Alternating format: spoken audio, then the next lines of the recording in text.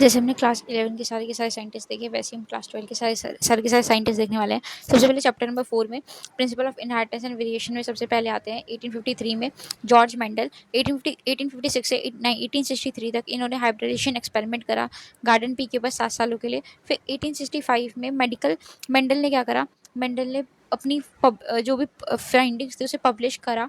ठीक है, उसके बाद 1900s में 3 साइंटिस्ट हुए जिनका नाम था Hugo de Vries, Carl Correns और एरिक वॉन शर्माक। इन्होंने इंडिपेंडेंटली मेंडल के काम को क्या करा, रीडिस्कवर करा। डी वेरिस कॉरेन शर्माक ने दोबारा से बेसिकली जो काम था उसको रीबैक लेके आए।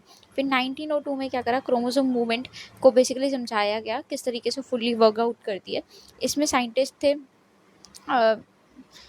इसमें साइंटिस्ट थे वॉल्टर सटन, थियोडर बोवेरी। इनका कंट्रीब्यूशन क्या था, इन्होंने नोट करा कि जो क्रोमोसोम का बिहेवियर है वो एकदम पैरेलल है जीन्स के बिहेवियर के, और इन्होंने क्रोमोसोम मूवमेंट की हेल्प से मेंडल के सारे लॉ समझा डाले, जिसे बोलते हैं क्रोमोसोमल थ्योरी ऑफ इनहेरिटेंस।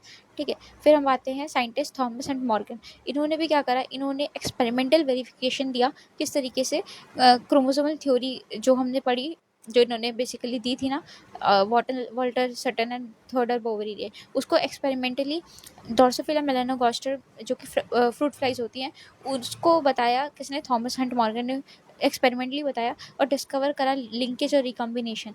फिर एल्फ्रेड स्टूडेवॉन जो कि मॉर्गन के स्टूडेंट हुआ करते थे, इन्होंने रिकम्बिनेशन, फ्रीक्वेंसी ऑफ रिकम्बिनेशन को समझाया जीन पेयर्स के बीच में जो कि सेम क्रोमोसोम के ऊपर होते हैं, और इनके डिस्टेंस को मेजर करा जिसे हम अब क्या क्या बोलते हैं, जेनेटिक मैपिंग कहते हैं। ठीक है, अब आते हैं साइंटिस्ट जिनका नाम था हैकिंग ने 1891 में क्या करा, ट्रेस करा स्पेसिफिक न्यूक्लियर स्ट्रक्चर्स को जो कि स्पर्मेटोजेनेसिस के थ्रू इंसेक्ट्स के अंदर देखने को मिलते हैं।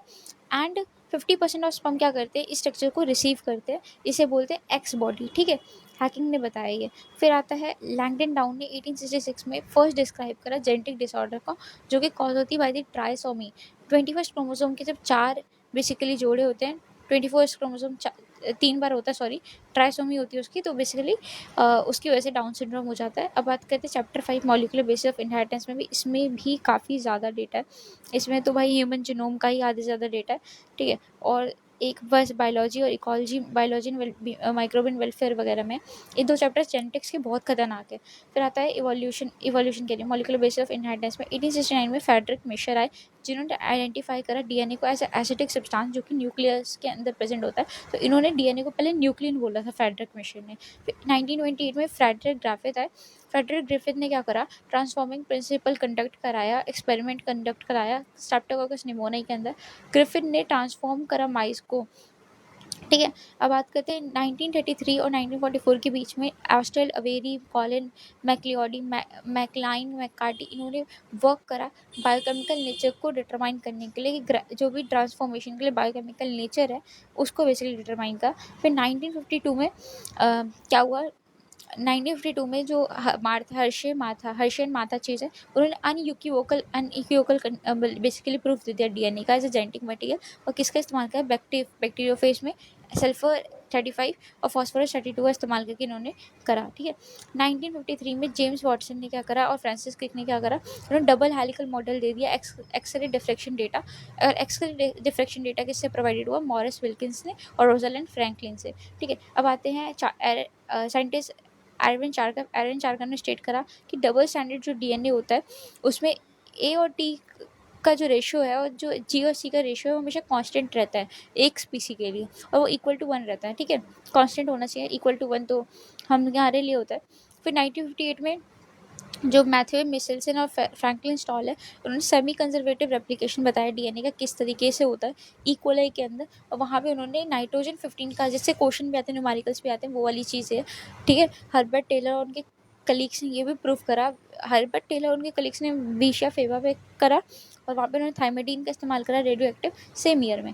ठीक है, अब बात करते हैं जॉर्ज गैमो ने, इन्होंने एक फिजिसिस्ट थे जिन्होंने कहा कि केवल 4 बेसिस जो कि कोड करते हैं 20 अमीनो एसिड के लिए, और जेनेटिक कोड्स हमारे इनके कॉम्बिनेशन से बने हैं। ठीक है, उसके बाद साइंटिस्ट आए हर गोविंद खुराना, मार्शल नीरनबर्ग, सीवरो ओकोआ।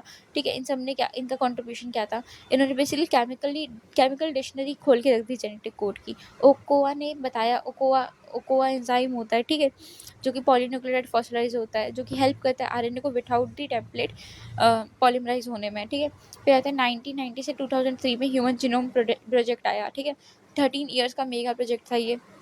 फिर मई 2006 में फर्स्ट क्रोमोसोम कंप्लीट हुआ और ये लास्ट बेसिकली क्रोमोसोम था, इसे सीक्वेंस किया गया था। और साइंटिस्ट थे एलेक्स जेफरी, जिन्होंने technique of DNA fingerprinting VNTR की हेल्प से डेवलप करी थी। इवोल्यूशन आते हैं, इवोल्यूशन बहुत इंपॉर्टेंट है गाइस, इवोल्यूशन को फटाफट पढ़ते हैं। ह्यूमन जीनोम प्रोजेक्ट का इसका डेटा यहाँ पे नहीं लिख रखा, ठीक है, उसमें भी कुछ डेटा था, बट अभी हम इवोल्यूशन के ऊपर आते हैं, इवोल्यूशन को देखते हैं।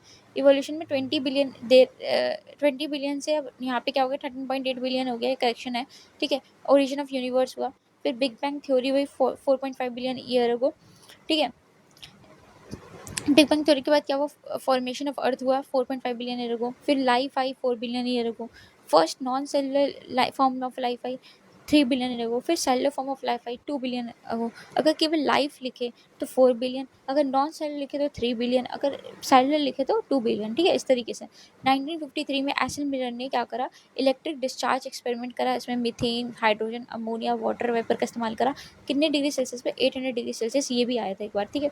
साइंटिस्ट थे लॉयस पास्चर, लॉयस पास्चर ने क्या करा, इन्होंने बेसिकली स्पॉन्टेनियस जनरेशन जो थ्योरी है उसे बेसिकली क्या करा, इन्होंने डिसअप्रूव करा। फिर आए चार्ल्स डार्विन, चार्ल्स डार्विन वही वाले जिन्होंने क्या करा था, कोल्यूपटाइल ओट सीडलिंग वाली बातें जिन्होंने करी थी, ठीक है। इन्होंने एचएमएस बीगल में सेल करा, ठीक है, और नेचुरल सिलेक्शन प्रपोज करा, ठीक है, नेचुरल सिलेक्शन। और अल्फ्रेड वेलेस ने क्या करा, ये भी एक नेचुरलिस्ट थे जिन्होंने मलाई आर्चिपेलागो में काम करा और कॉन्करेंटली अराइव कर गए at a similar evolutionary conclusion as the Darwin said, ठीक है, दोनों का सेम ही थ्योरी था। फिर 1908 में क्या हुआ, हार्डी विनबर्ग प्रिंसिपल का फॉर्मूला फॉर्मुलेट किया गया, P square plus 2QP plus Q square is equal to 1। और 350 million years ago invertebrates form हुए, एक्टिव हुए, जॉलेश फिशेस इवॉल्व हुई। 1938 में जो सीलोकैंथ थी, एक फिश जो कि साउथ अफ्रीका में हमने पकड़ी थी, उसे डिस्कवर करा, ठीक है, जिसे समझा जाता था कि वो एक्सटेंड हो चुकी है। फिर 65 मिलियन ईयर अगो में डायनासोर्स सडनली डिसअपियर हो गए अर्थ से। फिर 15 मिलियन ईयर अगो पहले ड्रायोपिथेकस रामापिथेकस आए, फिर 2 बिलियन ईयर अगो पहले ऑस्ट्रेलोपिथेशियंस आए, ऑस्ट्रेलोपिथेकस आए, ठीक है, पिथेशियंस आए, जो कि ईस्ट अफ्रीका के ग्रासलैंड्स में रहते थे। 1891 में होमो इरेक्टस आए, जो कि जावा में रहते थे, और उन्होंने 1.5 मिलियन ईयर अगो तक रहा। उनकी क्रेनियल कैपेसिटी 900 सीसी थी। फिर 1000 से 40,000 साल पहले क्या हुए, नियंत्रण मैन रहे near east and central Asia, जिनकी ब्रेन कैपेसिटी 1400 सीसी थी, अभी हमारी 1350 सीसी है, ठीक है। 18,000 साल पहले हमें प्री हिस्टोरिक आर्ट डेवलप देखने को मिली भीमबेटका रॉक शेल्टर्स में। और 10,000 साल पहले एग्रीकल्चर स्टार्ट हुई और ह्यूमन सेटलमेंट एग्जिस्टेंस में आया ड्यूरिंग द आइस एज। अब बात करते हैं बायोलॉजी एंड वेलफेयर में, ठीक है, इसमें आता है चैप्टर 7 में human health and disease. Hippocrates और इंडियन आयुर्वेदा सिस्टम ने कंट्रीब्यूशन क्या दिया, गुड ह्यूमर हाइपोथेसिस का। विलियम हार्वे ने बेसिकली बताया कि किस तरीके से गुड ह्यूमर हाइपोथेसिस को डिसअप्रूव करा by the demonstration of blood body circulation, ठीक है, और किस तरीके से हमारा पूरा का पूरा बॉडी टेम्परेचर को मेजर करके बताया कि गलत है पूरा गुड ह्यूमर हाइपोथेसिस। अब बात करते हैं किसके बारे में, अलेक्जेंडर फ्लेमिंग के बारे में। 1928 में इन्होंने पेनिसिलियम को डिस्कवर करा, पेनिसिलियम नोटाटम से, किस पे काम करते हुए, स्टेफेला कोकोई पे काम करते हुए। 1945 में अलेक्जेंडर फ्लेमिंग, अर्न्स्ट चेन और हॉवर्ड फ्लोरी सब ने क्या करा, नोबेल प्राइज़ को शेयर करा for establishing penicillin as a effective antibiotic.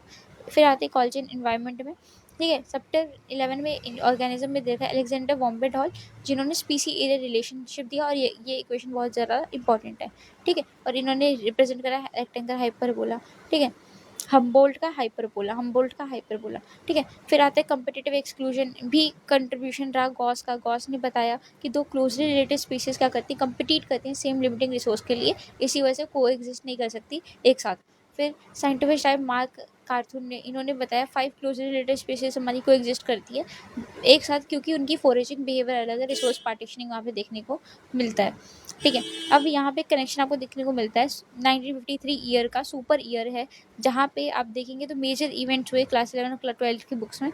तो Palade ribosomes, Watson and Crick 1953, ठीक है, डिस्चार्ज ट्यूब वाला, तो दोनों ही एक तरीके से ऊपर ईयर है ये वाला, ठीक है। तो आई कंप्लीटेड इन 9 मिनट्स या 10 मिनट्स सारे के सारे 12th वाले साइंटिस्ट। यहाँ पे थोड़ा ह्यूमन जीनोम प्रोजेक्ट का जो डेटा है वो देख लेना एक बार, एनसीईआरटी से लाइन टू लाइन पढ़ लेना ह्यूमन जीनोम प्रोजेक्ट, और तुम्हारा सब डन है डेटा वाला पार्ट।